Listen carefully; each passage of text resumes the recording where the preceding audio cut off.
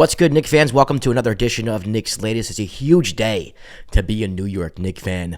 We're going to get into that in a moment, but first, make sure you subscribe to the channel. Trying to build a contingent of Knicks fans here who are rooting for the team in the most anticipated season since the Ewing era, and it just got crazier. So make sure you subscribe, drop a comment, like the video. Let's get right to it. Let's not bury the lead. Giannis Antetokounmpo officially, for the 12th time, wants to be a New York Knicks. It seems like he's trying to force his way out of Milwaukee now. It is reported yesterday. Brian Windhorst said he has already asked for the trade. Shams Charania said that him and his agent are working on whether or not Giannis should stay or go, which means they're working on a way for him to go. Adam Schefter said that Adam Schefter, the football guy, said that the Knicks are the only team that really reached out to Giannis and the Bucks over the summer about acquiring him, and it is well known that Giannis wants to come to the New York Knicks, and I do think it's time that the Bucks are going to trade him. Shams also added that a resolution will be passed within the next few weeks. And after Giannis strained his calf yesterday in a win against the Detroit Pistons, it seems like Giannis might have played his last game as a Milwaukee Buck. Now, the question that you beg is, well, where's he going after that? Obviously, he wants to go to the Knicks. This has been rumored for about a year or two now. It has not been a secret. Knicks fans have been clamoring for this as well, even though we have rebuilt our team with Karl-Anthony Towns. You know, there has been some dissatisfaction with the way this team has built. There has been some dissatisfaction with Karl-Anthony Towns, and I think anybody, you know, even if you love Karl-Anthony Towns, you recognize the value that Giannis Antetokounmpo brings to your team, and with the right deal, you would bring Giannis and trade Cat in that deal as well. You know, when you have someone like Giannis Antetokounmpo, an NBA champion, former MVP who wants to come to New York, you find a way to make it happen. That's pretty much the consensus going around in the Knicks world. I pretty much do agree with that, although I do think it's very risky. You know, you're going to have to give up Karl-Anthony Towns. You're going to have to give up someone like a Mikal Bridges or an OG Anunoby, and the Knicks just don't have the draft capital for the deal to happen on their own, so they might have to bring in a third team. But like I said, you know, it is a far cry from the past years when nobody wanted to come to New York. Now the Knicks have a former MVP, probably the best player in the Eastern Conference, wanting to make his way over to New York for a championship run. Right now, the Knicks are the 2 seed in the East, and, you know, CP reported from Knicks Fans TV, he reported that the Knicks are actually not going after Giannis as of now.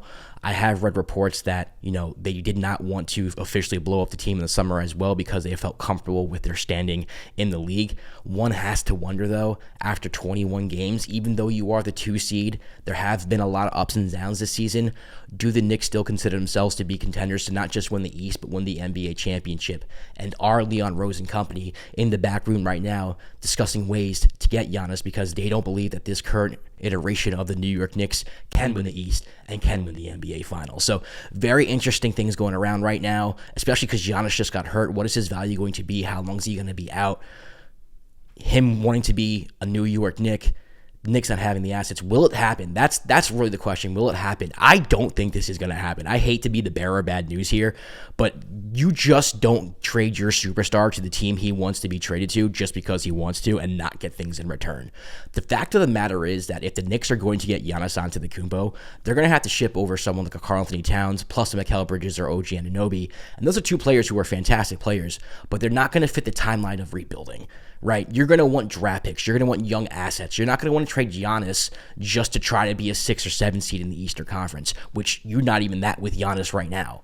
So you're not trading him to try to compete. You're not trading him to try to build a championship team. You're trading him to blow everything up and to start over again. And I don't think the Milwaukee Bucks want to start all over again with Karl-Anthony Towns as a centerpiece. You know, he's an older star. He probably has a couple years left in his prime. And he hasn't proven that he can be a number 1 in this league. Why would you trade for him and try to build around Karl-Anthony Towns? It just doesn't make any sense.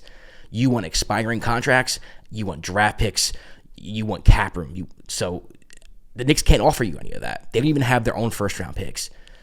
The best the Knicks can offer draft capital to the Bucks are pick swaps, which can be valuable, but you can find another team that has first-round draft picks, that has multiple second-round draft picks, that they are willing to give up. to get Giannis, plus young talent. You look at the team like the Detroit Pistons, they can give up a Jalen Duren or an Asor Thompson or Jaden Ivey or Dennis Jenkins, plus draft capital, like a lot of draft capital. And you are fitting that rebuilding timeline and getting young pieces. Same thing with the Houston Rockets. You can give an Amen Thompson, Atari Eason, Jabari Smith, maybe an Alfred Sengun if you really want that, and draft capital, and still fit your timeline.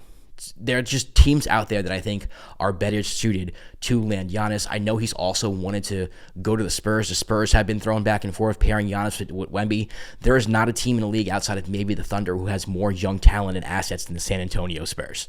You can give them Castle, Dylan Harper, Keldon Johnson, Devin Vassell, draft picks like this. The Knicks, when it comes to the packages that the Bucks can receive from an NBA team, the Knicks are at the bottom of that list, and that's just the reality of the situation. The talent that they have does not fit the timeline for the Milwaukee Bucks. They don't have the draft capital, and the only way Giannis is going to make his way to New York is if a third team gets involved or if Giannis bullies Milwaukee into sending him to New York. Those are the only two ways this happens, one or the other, or both. That's the reality of the situation. Now, can it happen? Sure. Superstars have leverage. The Milwaukee Bucks might feel they owe Giannis for bringing a championship to Milwaukee.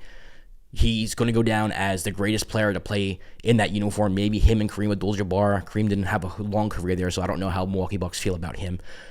But he's going to go down as one of the best players ever, period. Maybe the Bucks bite the bullet and say, you know what, you did us well. We're going to do you a solid. We're going to trade you in the conference and get nothing back in return. I don't know if that happens, but I just can't picture a GM doing that. I wouldn't do it.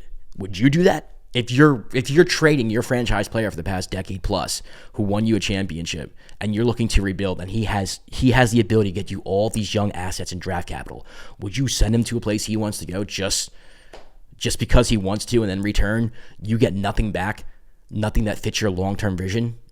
No, you wouldn't. I wouldn't. I don't think you would either logically.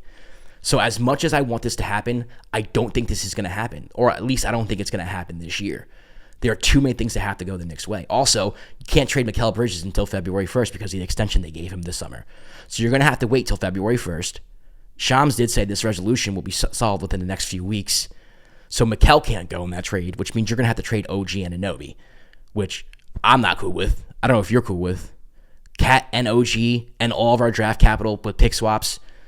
I still don't even think the Bucks would want that over a deal where you can get younger basketball players in return plus actual protected first-round picks.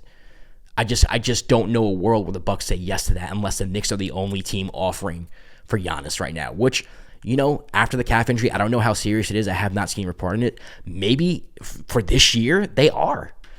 Maybe for this year, the Knicks are the only team that's saying, hey, give us Giannis because of his injury history. He has been out in the playoffs the past 2 years, which has been detrimental to the Bucks' playoff success. You know, a lot of people look at the Damian Lillard years and think, oh, that was a failure, but I think a lot of it was because nobody was healthy. A lot of people don't even realize the Bucks were not healthy in their last two playoff runs, and who knows what could have happened if they were.